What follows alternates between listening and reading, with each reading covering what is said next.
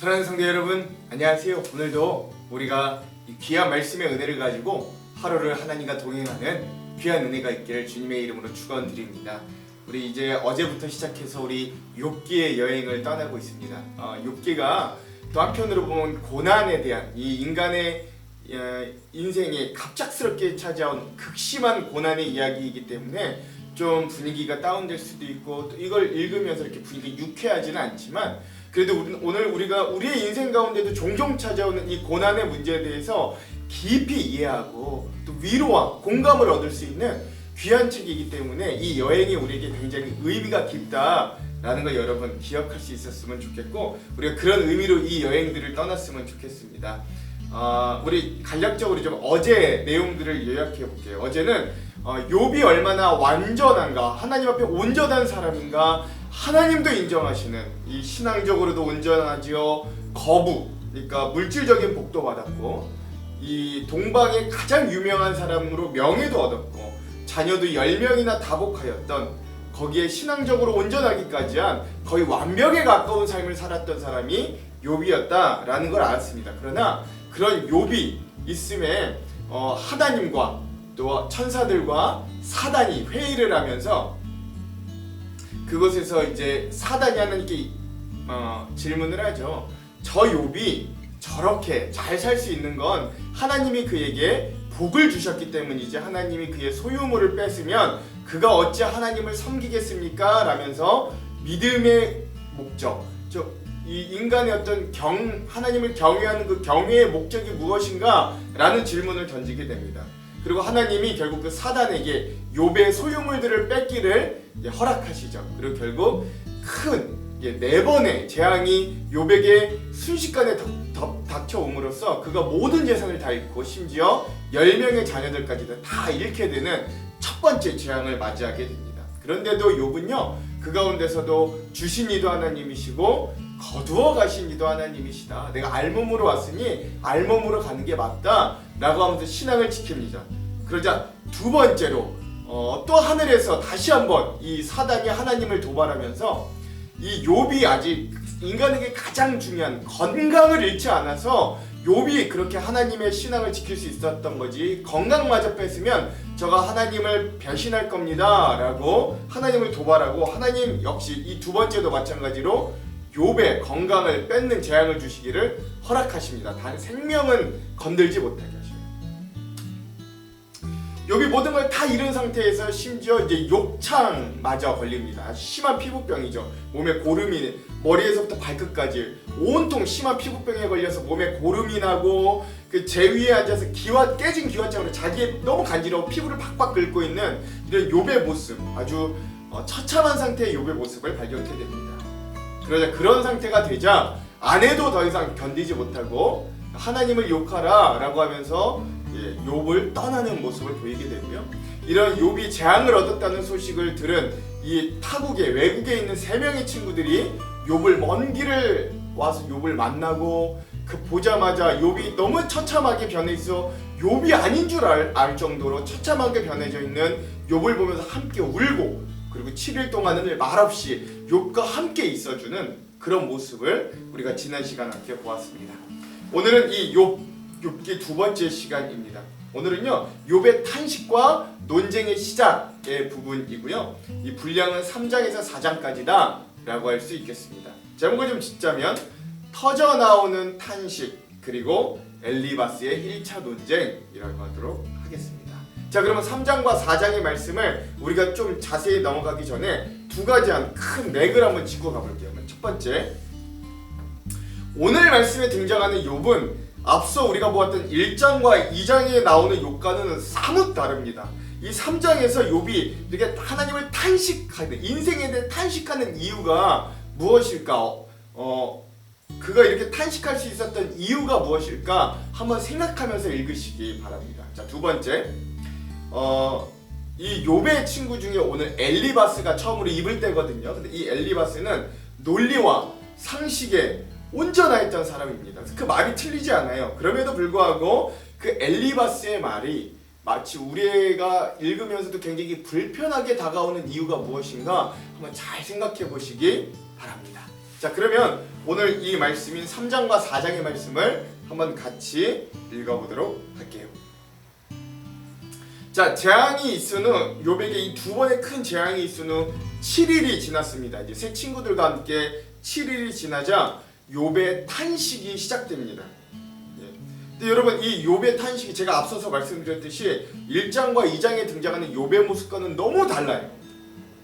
먼저 욥은요, 자신의 생일을 저주합니다. 내가 태어난 것 자체가 저주다 라고 이야기하는 모습들을 보게 됩니다. 제가 자세한 것들은 말씀 안 드릴게요. 이거는 이렇게 듣는 것보다 여러분 나중에 이 말씀을 통해서 읽고 들어보세요. 얼마나 처절하게 자기의 생일을 저주하는지 욥이 저주한 잘 들어보십시오. 근데 여러분, 이건 좀 아셔야 돼요. 욥이요, 자기의 생일을 저주한다는 건 뭔 의미냐? 자신의 인생, 자신의 생을 탄식한다는 건 하나님에 대한 엄청난 항의다 라고 할 수 있습니다. 이건 마치 자식이 부모의 마음에 대못을 박는 행위와 같다 라고 할 수 있어요. 그게 뭐냐면 이 자식이 부모한테 이렇게 말하는 거랑 똑같은 거예요. 나 왜 태어나게 해가지고 나 왜 이렇게 힘들게 만들어요 라고 하는 것을 지금 욥이 하나님께 하는 것과 같다라고 할 수 있는 거예요. 그러니까 하나님의 마음에 대못을 박는 것과 마찬가지다 라고 하는 거죠. 예. 즉 자신의 생일을 저주하는 욥의 모습을 발견케 됩니다. 굉장히 절절해요. 여러분 한번 보십시오. 그러고 난 이후에 욥은 이제 어떻게까지 하느냐? 이번엔 그 자기의 생애에 대한 저주를 하고 난 욥은 죽음을 동경하기까지 합니다. 그러니까 죽음을 동경한다는 게 뭐냐? 죽는 것이 지금 내가 이렇게 사는 것보다 훨씬 좋다. 이런 재앙 가운데의 삶보다 죽음은 얼마나 평안한가? 죽음은 얼마나 안락한가? 저 죽음 가운데 있으면 얼마나 평등한가? 내가 죽지 못해 산다 라고 하는 이 죽음을 동경하는 욥의 모습까지 볼 수 있습니다. 그리고 마지막으로 3장에 보면 삶에 대한 욥의 어떤 깊은 회의감, 아주 염세적인 회의감을 볼 수 있어요. 어찌하여 내 인생에 하나님이 빛을 주셨나?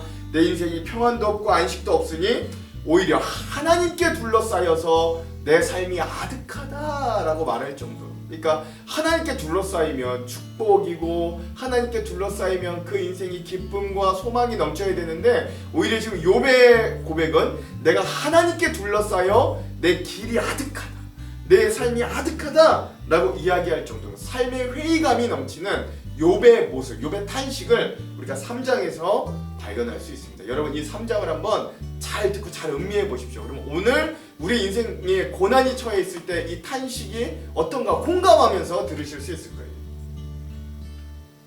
자, 그리고 이제 4장으로 한번 넘어가 봅시다. 자, 이렇게 욥의 탄식이 있은 후에 이 욥의 탄식을 새 친구들이 다 들었을 거 아니에요. 그러자 그 중에 첫 번째 한 명, 나이가 제일 많은 엘리바스가 이 욥의 탄식에 대해서 제일 먼저 책망하기 시작합니다. 이게 4장이에요. 예. 이 세 명의 친구들 중에서 이 나이가 제일 많은 엘리바스가 먼저 입을 뗍니다. 그가 뭐라고 이야기하냐면, 욥아, 네가 재앙을 당하기 전에 네 인격이 굉장히 훌륭했다. 어리석은 자를 교훈하였고 너는 약한 자를 강하게 하였고 넘어진 자를 붙든 게 바로 너였는데 너도 재앙이 닥치고 나니까 너 역시도 당황하는구나 라고 이야기하는 거예요. 그러면서 뭐라고 하느냐, 아주 결정타를 날리는데, 욥아 생각해봐, 죄 없이 망한 자가 있겠냐? 라고 이야기하는 거예요. 즉 뭐예요? 욥, 너도 죄 때문에 이런 상황에 처한 거 아니겠어? 라는 반문이겠죠. 즉 인과 응보, 그렇죠? 인과 응보, 권선징악 이라고 하는 어떤 인간의 어떤 가장 기본적인 욕구, 기본적인 진리에 대해서 여기 이야기하는 겁니다. 그리고 또 뭐라 그러냐? 인생은 뿌린 대로 거두기 마련이야 라고 이야기합니다. 여러분, 이게 그냥 이런 상황을 제쳐두고 그냥 이 말만 똑 따고 보면 다 맞는 말이에요. 죄 지으면 벌 받고 선을 행하면 복 받는다. 맞는 말입니다. 여러분, 인생은 뿌린 대로 거둔다. 콩 심은 데 콩 나고 팥 심은 데 팥 난다. 맞는 말이에요. 근데 여러분, 이걸 누가 누구에게, 어떤 상황에 처해 있는 누구에게 하는 거냐면, 멀쩡한 엘리바스가 인생의 극악한 재앙을 2번이나 받은 이 욥에게 하는 말이라는 걸 좀 기억해 볼 필요가 있습니다. 그러면서 여기서 끝나지 않고요. 엘리바스는 자기가 이렇게 말한 것들을 증명하기 위해 자기가 어떤 겪었던 환상의 경험의 간증까지도 하는 거예요. 뭐라 그러냐? 내가 꿈의 계시로 이런 환상을 봤다. 두려움과 떨림이 임했던 어떤 영적인 황홀 상태에 내가 빠졌었는데 한 신비한 영이, 많은 학자들은 성령님이라고 부릅니다. 성령의 내가 임재를 경험하고 그 영의 목소리도 내가 들었다. 그분이 뭐라고 하시냐? 인생이 어찌 하나님보다 의롭겠는가? 어찌 그 창조자보다 성결하겠는가? 하나님은 천사들도, 그러니까 신비한 존재인 천사들, 자기의 사자와 종들도 미련하다 하시고 믿지 않으시는데 어찌 우리 하루살이 같이 소멸된 인간을 믿을만하다 하시겠는가? 인생은 허망하다. 아침과 저녁 사이에 사라진다. 곧 우리가 장막에 거하다가 생명이 취하시면 죽을 수밖에 없는 존재인 게 오늘 우리지 않겠냐 라고 아주 이런 객관적이고 우아한 말을 해주는 겁니다. 근데 여러분, 이 말을 듣는 게 누구예요? 지금 그 고난을 몸소 체험하고 있는 욥에게 이런 객관적인 말을 한다는 건 굉장히 폭력적인 언어가 될 수 있다라는 건 좀 기억해 볼 필요가 있는 거죠. 자, 여기까지 우리가 이렇게 일단 좀 내용만 나누고요. 나머지는 우리가 주안점에서 함께 좀 더 보기로 하겠습니다. 자, 그럼 오늘 3장과 4장의 핵심 구절을 한번 나눠볼게요. 우리 3장의 요절은 20절에서 23절입니다. 한번 읽어볼게요.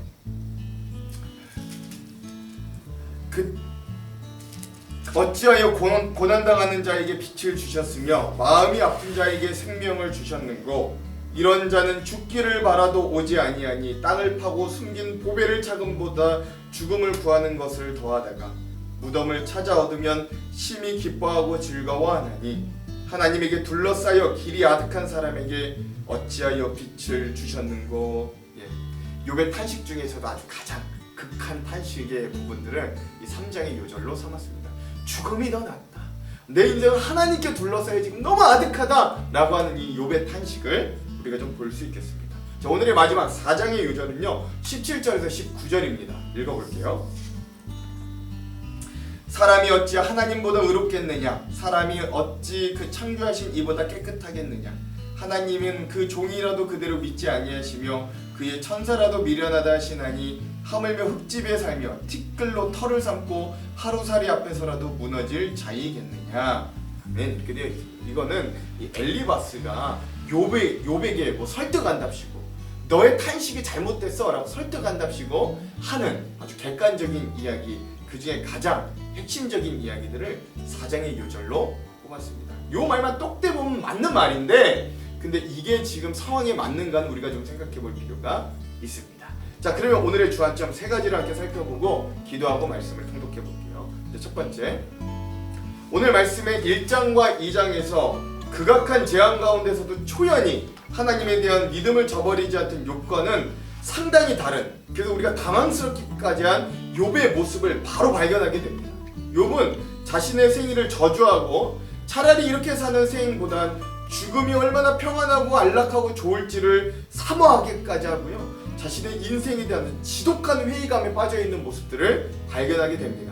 물론 어떤 분들은 이런 욥의 모습이 이 재앙과 고난 앞에 처해진 어떤 지극히 인간적으로 당연한 반응이라고 생각할 수 있는데, 근데 우리가 앞서 1장과 2장에 나온 모습과는 너무 다르다라는 거예요. 그런데 어떤 학자들은요, 이런 욥의 변화를 3명의 친구들과 함께 있었던 이 7일간에 있었음을 밝힙니다. 이게 뭔 이야기냐? 그럼 바로 이 3명의 친구들이 타국에서 이 사랑하는 친구의 재앙의 소식을 듣고 함께 울며 함께 7일간 묵묵히 있어 주었기 때문에 드디어 욥은 자신의 마음을 숨김없이 아주 마음 깊은 곳에서 나오는 진심이 비로소 터져 나올 수 있었다라는 거죠. 그러니까 엄밀히 말해 1장과 2장에서 나온 욥의 모습은 대단하긴 하나 사실 인간적이지 않았거든요. 현실적이지 않았어요. 그런데 마치 어떤 일반적으로 어떤 분들이 장례, 가족이나 사랑하는 사람을 잃고 장례식을 치를 때는 그게 실감이 들지 않다가 시간이 좀 지나고 나서 그 슬픔이 배가 되고 현실감이 있게 다가오듯이 이 욥에게도 이 친구들과 함께 있던 7일간의 시간이 그의 마음에 깊은 곳을 터뜨리게 하는 어떤 촉매제가 되었다라는 것들을 좀 알 수 있는 거죠. 즉 오늘 이런 부분들을 보면 오늘 우리의 신앙인들은 우리의 이웃과 성도들에게 어떤 존재가 될 수 있는가 생각해 봐야 돼요. 여러분, 누군가 비를 맞고 있을 때 우산을 씌워주려고 하는 것이 사랑이 아니라고 합니다. 진정한 사랑은 비를 맞는 그와 함께 비를 맞아주는 게 사랑이라고 하죠. 이 세 친구들이 7일간 그 사랑을 함께 나눠줬기 때문에 비로소 욥의 마음에 깊은 것이 터져나올 수 있었다라고 많은 학자들이 이야기하는 겁니다. 그리고 그 사랑의 절정에 달한 것이 바로 임마누엘로 죄인들과 함께 하신 예수님의 사랑이었어요. 즉 죄인된 우리를 위해 주님도 한계 많고 죄 많은 이 땅에 절대자가 하나님이 인간의 몸을 입고 오신 것, 즉 우리의 죄인된 운명과 숙명의 어려움과 고통을 직접 같이 경험해 주신 거죠. 오늘 우리도 이런 동행과 공감의 성도들이 되기를 먼저 주님의 이름으로 축원드립니다. 자, 두 번째, 그런데 이런 욥의 탄식은 그 어떤 불평과 원망보다도 하나님에 대한 불경 중의 불경이라고 할 수 있어요. 왜냐면 이게 뭐 직접적으로 하나님을 원망하고 욕하지 않았어도 자신을 이 땅 가운데 보내시고 생명을 주신 하나님에 대한 회의라고 보아도 무방하기 때문에 그렇습니다.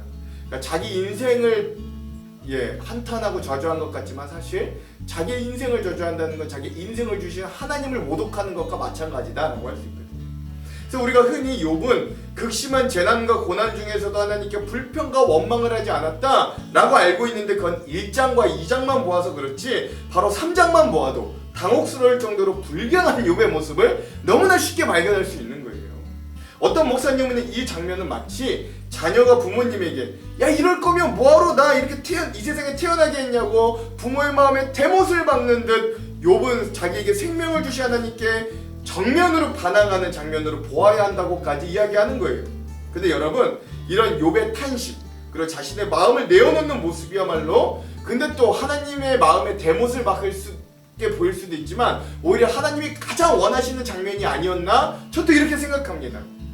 마치 1장과 2장에서 하나님께서 어떤 재앙 가운데서도 하나님 본인을 원망하지 않는 욥을 자랑스러워하시는 것 같지만 실은 하나님께서 우리 연약한 인간들에게 진짜 원하시는 모습은 이 어떤 재앙 가운데서도 하나님을 욕하지 않고 원망하지 않는 어떤 이런 꼿꼿한 신앙의 절개를 지키는 모습도 훌륭하지만 사실은 우리가 있는 모습 그대로 숨김없이 우리 자신을 그대로 하나님 앞에 나오기를 원하신다라는 거죠. 그래서 오늘 우리도 신앙생활할 때 또는 기도할 때 너무 하나님 앞에 거룩한 척 해서는 안 된다라는 것도 좀 알 필요가 있어요.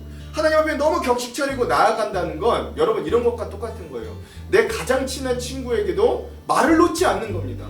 내 가장 사랑하는 내 가족들과도 내외하는 거랑 비슷하다고 할 수 있어요. 그런데 여러분 그건 진짜 친한 게 아니잖아요. 진짜 친하다는 건 때로는 원망할 수 있고 불평할 수도 있는 게 진짜 친밀한 거죠. 진짜 가족인 거죠.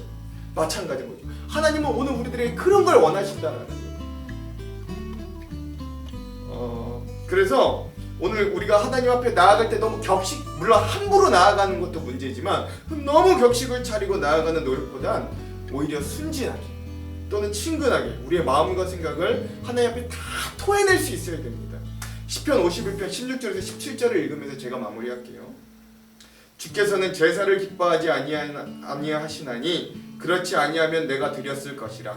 주는 번제를 기뻐하지 아니하시나이다. 하나님께서 구하시는 제사는 상한 심령이라. 하나님이여 상하고 통회하는 마음을 주께서 멸하시지 아니하시리이다. 아멘. 하나님이 원하시는 게 무엇인가 여러분 잘 기억하시기 바랍니다. 자, 오늘 마지막 세 번째, 마지막으로 오늘 이 엘리바스의 반응에 대해서 우리가 좀 깊이 생각해 볼 필요가 있어요. 욥의 세 친구들은 참으로 좋은 사람들입니다. 앞서서도 말씀드렸죠. 극심한 재앙을 당한 친구를 위해 타국에서부터 먼 길을 와서 7일간을 함께 있어준 진심 어린 우정의 사람들입니다. 오늘 우리도 이렇게는 못해요. 그러나 이 엘리바스도 욥이 탄식하는 모습에서 도를 넘었다고 여겼던 것 같아요. 그리고 그는 객관적이고 상식적인 언어로 욥에게 대하여 간접적으로 훈수를 두고 비판합니다. 그러나 우리가 기억해야 될 건 아무리 좋은 말이고 아무리 상식에 맞는 말이라 할지라도 고난과 재앙을 당한 자 앞에서는 그 말이 폭력이 될 수 있음을 간과해서는 안 된다라는 거예요. 심지어 엘리바스는 이런 말을 하지요. 생각해봐. 죄 없이 망한 자가 있나? 즉 극심한 고난 한가운데 있는 욥에게 너도 죄가 있어서 망하지 않았나? 한번 생각해봐 라고 하는 말을 하는 거죠. 굉장히 잔인한 말입니다. 엘리바스는 하나님께서는 사람의 잘못을 심판하시고 착한 행동은 칭찬하시는 권선진하게 하나님, 즉 인과응보가 분명하다라는 하나님을 굳게 믿고 있었기 때문에 그래요. 그래서 욥에게도 하나님 앞에서 죄를 회개해야 된다고 계속해서 이야기하고 있는 거죠. 그러나 우리 여기서 한 가지를 좀 생각해 봐야 되는 거예요. 엘리바스는 객관적인 진리와 자신의 어떤 종교 체험까지 이야기하지만 그걸 듣는 욥은 그것이 객관적인 진리의 이야기가 아닌 주관적으로 자기에게 다가온 어떤 지금 재앙도 아픈데 거기에 더 자기를 찌르는 어떤 가시로 다가오게 되더라라는 것입니다. 옛말에 그런 말 있죠. 무심코 던진 덜에 개구리는 맞아 죽는다고요. 이건 보통 우리 새치의 혀에 대한 이야기라고 할 수 있어요. 오늘 우리의 혀가 고난 가운데 있는 자들에게 이렇게 쓰임받지 않기를 간절히 소망합니다. 여러분 그냥 같이 있어주는 것. 그래서 이 엘리바스와 세 친구들이 좀 얘기하지 않고 좀 더 가만히 있어줬으면 얼마나 좋았을까 이런 생각도 하는데 또 그럼 욥기가 안 됐겠죠. 아무튼 우리는 좀 그런 상황에서 최대한 들어주고 받아들여주는 것. 너무 객관적으로 혼수들려고 하지 말고 그냥 공감해주고 같이 아파해주고 같이 비 맞아주는 것, 그런 사람들이 되었으면 좋겠습니다. 기도할게요. 하나님, 오늘 이 욥의 탄식을 통하여 우리의 인생의 고난 가운데 우리가 처해 있는 하나님 우리의 존재의 모습도 발견하게 됩니다. 하나님, 그리고 오늘 우리도 연약하고 부족하지만 우리의 연약함이 있을 때, 우리의 어리석과 부족함이 있어도 하나님 앞에 있는 그대로, 때론 탄식하며 때론 원망하며 불평하여도 하나님 앞에 솔직하게 친근하게 나아가는 자들이 되기를 간절히 소망합니다.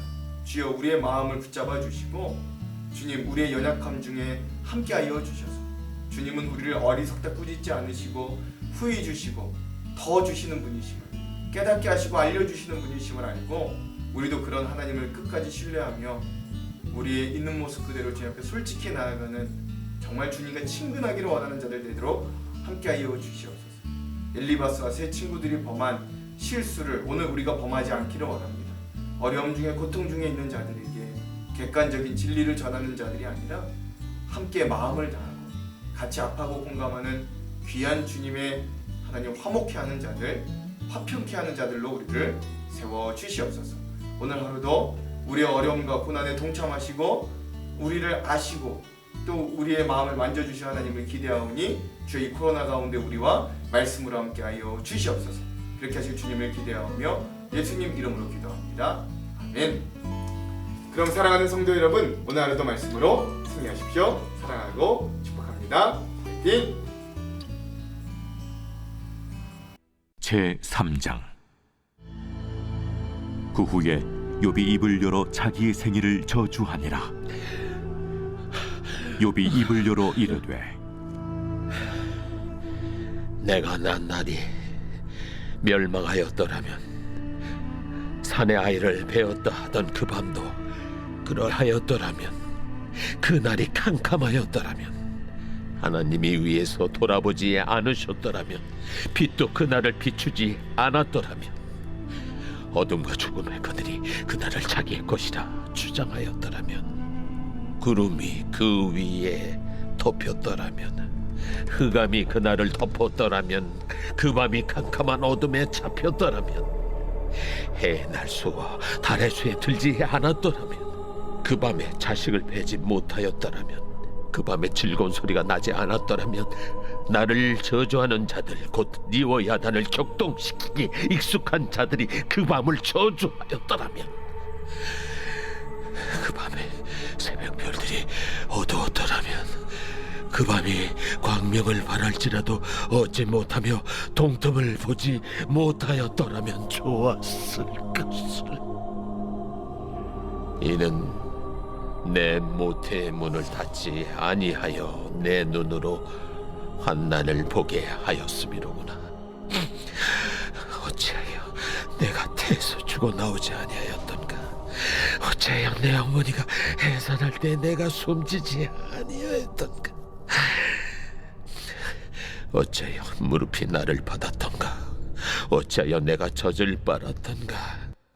그렇지 아니하였던들 이제는 내가 평안히 누워서 자고 쉬었을 것이니 자기를 위하여 폐허를 일으킨 세상 임금들과 모사들과 함께 있었을 것이요 혹시 금을 가지며 은으로 집을 채운 고관들과 함께 있었을 것이며 또는 낙태되어 땅에 묻힌 아이처럼 나는 존재하지 않았겠고 빛을 보지 못한 아이들 같았을 것이다. 거기서는 악한 자가 소요를 그치며 거기서는 피곤한 자가 쉼을 얻으며 거기서는 갇힌 자가 다 함께 평안히 있어 감독자의 호통 소리를 듣지 아니하며 거기서는 작은 자와 큰 자가 함께 있고 종이 상전에게서 놓이느니라. 어찌하여 고난당하는 자에게 빛을 주셨으며 마음이 아픈 자에게 생명을 주셨는고. 이러한 자는 죽기를 바라도 오지 아니하니 땅을 파고 숨긴 보배를 찾음보다 죽음을 구하는 것을 더하 무덤을 찾아 얻으면 심히 기뻐하고 즐거워하나니 하나님에게 둘러싸여 길이 아득한 사람에게 어찌하여 빛을 주셨는고. 나는 음식 앞에서도 탄식이 나며 내가 앓는 소리는 물이 쏟아지는 소리 같구나. 내가 두려워하는 그것이 내게 임하고 내가 무서워하는 그것이 내 몸에 미쳤구나. 나에게는 평온도 없고 안일도 없고 휴식도 없고 다만 불안만이 있구나.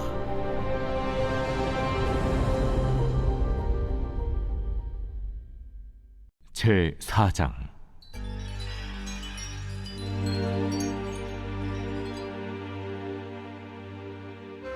대만 사람 엘리바스가 대답하여 이르되 누가 내게 말하면 내가 실증을 내겠느냐? 누가 참고 말하지 아니하겠느냐? 보라, 전에 내가 여러 사람을 훈계하였고 손이 늘어진 자를 강하게 하였고 넘어지는 자를 말로 붙들어 주었고 무릎이 약한 자를 강하게 하였거늘 이제 이 일이 내게 이름에 내가 힘들어하고 이 일이 내게 닥침에 내가 놀라는구나. 내 경외함이 내 자랑이 아니냐? 내 소망이 내 온전한 길이 아니냐? 생각하여 보라. 죄 없이 망한 자가 누구인가? 정직한 자의 끊어짐이 어디 있는가?